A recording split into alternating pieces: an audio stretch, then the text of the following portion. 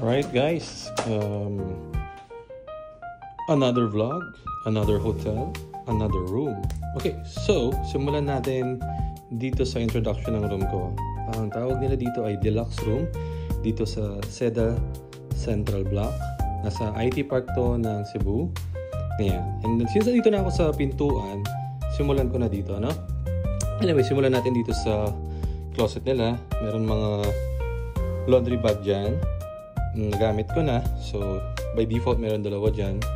And ito yung mga hanger nila. Yung mga hanger nila, of course, hindi mo matatanggal yan. Secure dyan, no? And ito yung coat ko. Kasi galing ako sa business work or business trip. Tapos ito yung akin yan. Nagyan ko ng hanger yan. And then, meron silang umbrella na para magayon kung sakaling tagpulan, no? And may dalawa kang robe. Ayan, bathrobe. Diba? Social. Safety lock. And flashlight. Pag tinanggal ko yan, diba? May ilaw. So, ka rin ang ganyan sa bahay. Galing.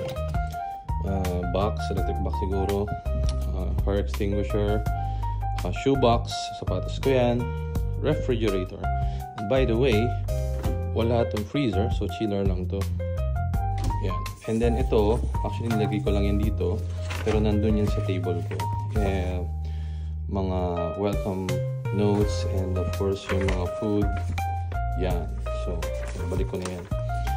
Pero din silang coffee everyday. Ito akin pala to. Sorry. Nakandyan yan. Tanggalin ko na nga. Ito yung lock ko. Ito yung sa key card. So, by default, pag nag-arrive ka, meron ka makukuha isang key card. Or sorry, dalawa. Tapos ito may isa na by default. Ngayon, minsan kinukuha ata nila yan. So, pag sakaling kinuha nila, request ka na lang sa harap ng desk kung kailangan mo ng extra pa. Dahil, alam mo na, minsan umaalis ka, diba? Nililinis nila yung room. Coffee or water heater. Ayan. Tubig.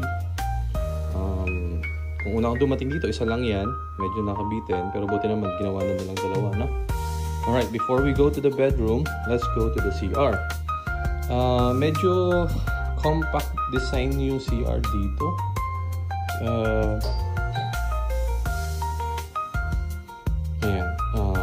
Sorry, may nag-doorbell for laundry ko, no? Ayun pala, since may nag-doorbell sa laundry ko kanina, pinost ko lang yung video, no? Hindi siya katulad ng international company. Siguro mas may courtesy sa side dito sa Pilipinas. Pag magpapalaundry kayo, nilagay sa laundry bag, gamitin nyo yung papel, tapos magsulat kayo, siguro kasi ilagay nyo yung ipakita nyo yung laundry bag with the paper itself, para pag may nag-clean ng room nyo, alam nila na intentionally talaga for cleaning yun, tapos nakikita mo dun yung items. And, ayun. Ano pa ba? Okay, let's go back to the CR. Ayan ako. Good morning, guys. Ito, meron silang free lotion. Yung simulan natin dito. Meron dalawang glass na pwede mo gamit for water. Ito, mga extra toothbrush at paste na nagamit ko ng isang araw. So far, okay naman siya. Kung sakali nalimutan mo gumamit ng Colgate or any toothpaste, right? So, and, di ko na malimutan to. This is mine. Ito yung mga freebies nila. Cotton buds, cotton pads. And ito, nung unang araw, wala ata to eh. So, sorry, I didn't notice, but this is shower cup. May face towel na rin sila. Tapos meron actually isa pa yan. And then ito yung mga dental toothbrush. Ayan. Punta na tayo sa baba, no? Nuyo ko ako, medyo sikip. Yan. Meron blower, may extra tissue. Actually, naka-plastic yan. Ginamit ko na. Ito yung weighing scale kung gusto magtimbang, which is good. And maybe this is the floor mat. I am not sure. But I think it is. Yes, ito para malis yung pag madulas. Ayan. Tapos, ayan, may isang towel eh. So, nalagay ko na rin dito. Usually sa mga majority ng towel lang. Wala nang mat. So, ayan, nalagay ko dyan. So, ayan, ito, maybe your butt towel. Kasi meron dyan. Tapos yung isa, nagamit ko na to. Ito yung side na sa pan-towel for pag nasa-shower ka. May tissue dito, naubos ko na. Sensya na. And of course, for emergency convenience, ayan, meron kayong telepono, yung basura. Ano pa ba? Oh, I like the hot shower here. Napakasarap, no? Napakainit kung talagang gusto mo mainit. And of course, napakalamig kung gusto mo lamig, left and right. Just leave it for maybe 10 seconds sa init na side para mainit talaga siya. Ito na, meron siyang shower gel kung nalimutan mo ng sabon. May have to shampoo and then also have the conditioner. Ang maganda dyan, kung may mga dala kayo, may shelf na for putting your own soap and shampoo kung may mga dala pa kayong bagay-bagay. Alright, ayun yung shower nila, adjust mo na lang yan. Okay, let's go to the room. Alright, those are my things. Ayan, mga sampayan ng gamit. And by the way, ito yung hotel slippers, dun nakalagay yan by default. Ang ganda nito, ang kapal-kapal. Hiniwalay ko na yan, pero ang ganda. Hindi siya manipis, hindi sila katulad ng hotel na nakikipid ka. Susulit naman paano yung payment ko dito. The TV, I have not checked. Sorry, I don't have time. But they have this flat screen TV. And by the looks of it, kung meron kang dalang flash drive, kung mahirap gawa ng paraan, no? Maybe, sana may Netflix sila. But you can check with the desk na lang. Telepono again, basket.